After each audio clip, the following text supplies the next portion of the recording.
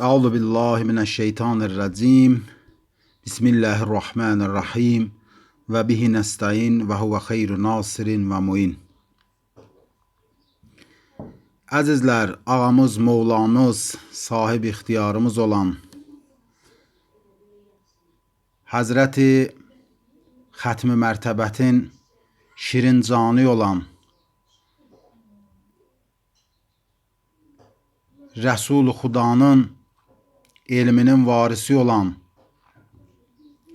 Xəlifətür Rəhman, İmam-ı İns-i və Can, Bərgüzide-i tamam-ı zemin-i asiman, Əmir-i Muminan Əli əleyhissalatu vəssalamın şəxsiyyəti 14 əsr boyunca bütün təfəkkür əhlinin, elm əhlinin həmişə diqqət mərkəzində olub. Müxtəlif dönəmlərdə, müxtəlif quruluşlarda, müxtəlif şəxsiyyətlər tərəfindən Həzrəti Əli əleyhissalama tərifatlar, təmcidatlar, təmhidatlar mövcuddur. Yəni kitablarda xeyli sayda təriflər veriblər Həzrəti Əli əleyhissalamın barəsində, həm Firqe-i Öməriyyənin kitablarında, həm Şiye-i İmamiyyə kitablarında. Eyni zamanda həm mömin insanlar Əli əleyhissalatu vəssalamın şəxsiyyətinin əzəməti barəsində söz deyiblər. Şüəra, şairlər, poetik düşüncəli insanlar mənzum şəkildə, nəzm halında Həzrəti Əli əleyhissalamın o yüksək qüdsiyyətin, yüksək əzəmətin vəsf eləyiblər. Poetik detallarla ağanın gözəl mənaqibin, həmidə sifətlərin nəzmə çəkiblər. Bu tarix boyu normal bir hal olub. Çün Həzrəti Əli əleyhissalam şəxsiyyəti ilahi bir şəxsiyyətdir. Həzrəti Əli asimani bir şəxsiyyətdir. Həzrəti Əli əleyhissalam şəxsiyyəti sıradan olan bir bəşər şəxsiyyəti deyil. Bəşərin şəxsiyyətinin fövqunda dayanan bir ilahi şəxsiyyətdir. Türklər demişkən bu məsələ qayət normaldır ki, bir şəxs gələ, mülhid ola, ya mömin ola, fasiq ola, ya mütədəyyin ola, kafir ola, ya məsələn mömin ola, fərq eləməz. Həzrəti Əli əleyhissalam şəxsiyyəti elə olduğu kimi var, yaşayır ta indiki zamana qədər. Çox olublar Həzrəti Əli əleyhissalam şəxsiyyətinin aktuallığı barəsində, ağanın sabiqəsinin parlaq olması barəsində fikir eləyiblər, düşünüblər. Düşünən beyinlər yorulub Həzrəti Əli əleyhissalamın şəxsiyyətinin, elminin, ədalətinin, səxavətinin, ibadətinin nə əndazə sıradan olmayan, yəni bəşəri ölçülərlə, bəşəri masştabla ölçüyə gəlməyən bir həddə ilahi olması barəsində fikir eləyiblər, əndişə eləyiblər və yekun nəticə əgərləri xarici məzhəb də olsa, Həzrəti Əli əleyhissalam şəxsiyyətin qəbul eləyiblər. Ağanın elmi qarşısında baş əyiblər. Söz yox, bu 14 əsr boyunca Həzrəti Əli əleyhissalatu vəssalamın şəxsiyyətin sual altına gətiriblər, fəzilətlərin sual altına gətiriblər, gözəl həmidə sifətlərin sual altına gətiriblərsə də, amma ağanın elmi qarşısında dost da, düşmən də baş əyib. Eyni zamanda dediyim kimi şüəra, şairlər, qələm əhli Həzrəti Əli əleyhissalatu vəssalamın əzəmətli şəxsiyyətin öz qələmi ilə təsvir eləyib. Ağanın şəxsiyyətinin tablosunu yaradıb. O poetik detallarla, poetik rənglərlə, boyalarla ağanın şəxsiyyətinin əzəmətini cızıblar, rəsmin çəkiblər.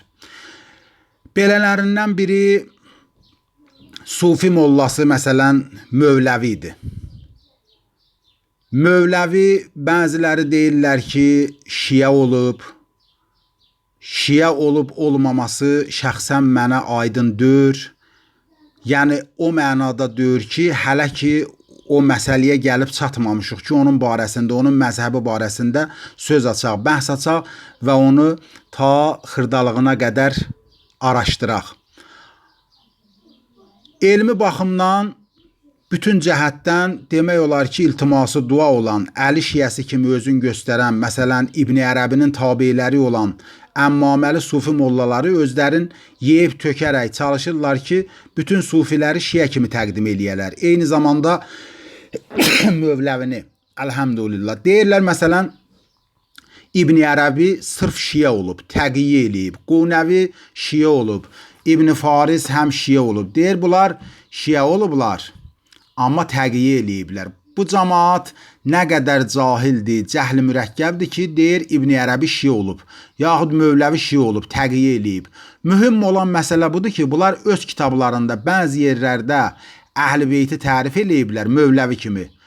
Qardaş, Mövləvi tərif eləyib də, burada qeyri-adi nə var ki? Qeyri-normal nə var ki? Tərifə ləyaqəti olmayanı tərif eləmək qeyri-adidir, qeyri-normaldır. Əli əleyhissalam ki, Allah onu tərif eləyib, Rəsul-i Xuda onu tərif eləyib. Tərifli kişini tərif eləyərlər də, mədh eləyərlər də, bu normal bir şeydir. Nə də günahdır. O vaxtdır ki, şiə libasında olan sufilərlə, deməli, Mövləvinin, deməli, o məzhəbinin, elminin barəsində söhbət eləyirsən, o zaman Mövləvinin müdafiəsindən ötürü onların yeganə strateji əhəmiyyətli taktikası həmin bu dediyimdir. Ümdə difa taktikaları onun şeiridir. Tez Mövləvinin şeirin gətirirlər ki, burada bəli, ağa Əmirül-Möminin əleyhissalamı tərif eləyib. Burada deyib, Allah Mövlana Əli. Əzizlər, bu cür taktikalar əgər sufiyənin böyüklərindən baş versə, onda bu hilədir, məkirdir. Məqaidlərin tərkib hissəsidir. Yox, əgər avam sufiyədən bu sözü eşitsin, bil ki, o nadandır, sadədir, cahildir, saflığından irəli gəlir bu cürə sözlər deyir, çarəsizlikdən deyir. Bir kəsin bir yerdə, məsələn, deyək ki, 5 yerdə Əhl-i Beyti tərif eləməsi, təmcid eləməsi buna dəlil ola bilməz ki, bunun əqidəsi, digər əqidəsi, inancı da safdır, etiqadı təmizdir və başqa kəlamları da doğru düzgündür. Siz bir əqlünüzü işə salın ki, görün bu söz düzdür ya yox. Əqlünüzün süzgəcindən keçirdin bu eşitdiklərinizi, ondan sonra hökm verin.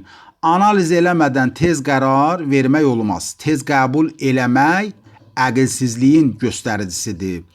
Hər deyilən sözü insan qəbul eləməz ki. Əli şiyəsi olmanın düsturu fəqət onları dildə tərif eləmək deyil. Yəni, Əli şiyəsi olmanın düsturu fəqət onları dildə tərif eləməklə kamil olmaz. Gərək hər sahədə demirəm Əli olasan, amma ağıya gərək bənzər sifətin olsun. Əlinin dostun dost biləsən, düşmənin də özü üçün düşmən biləsən. Əli şiyəsi olmaq da hələ ən sadə sifət bu sifətə malik olmaqdır. Əgər şiyəlikdə qərar bu cür ola ki, hər kəs Əhl-i Beyti dili ilə tərif eləyə, təmcid eləyə, təmhid eləyə, onun qalan fikirləri, qalan dedikləri də hamısı doğrudur. O zaman demək, Muaviyyənin də, Əmr ibn Asın da, Yezid İbn Muaviyyənin də barəsində bu qənaətə gəlmək olar ki, onlar xalis şiyədirlər. Çünki bunlar o qədər Əlini, İmam Hüseyin əleyhissalamı tərif eləyiblər ki, gəl görəsən. Özbək mollası Molla İsmail Xan Buxarinin, Müslimin və qalan 4 sihahlarda Əhl-i Beyti mədh eləyən kifayət qədər səhih-ü sənəd rivayət mövcuddur. O zaman səngə denən ki, Buxari, ondan sonra Müslim, İbn Macə, İbn Əbi Davud, Nisai, Tirmizi, bunlar hamısı xalis Əli şiyələridir. Çünki bunlar Əhl-i Beyti Mövləvdən də daha çox, daha demək olar ki, əzəmətli şəkildə tərif eləyiblər. Mövləvi əsərində qarışıq-bulaşıq bir iki dənə tərif deyib, amma bunlar öz əsərlərində elmi cəhətdən, rivayətin həm mətnin, demək olar ki, həm də ki,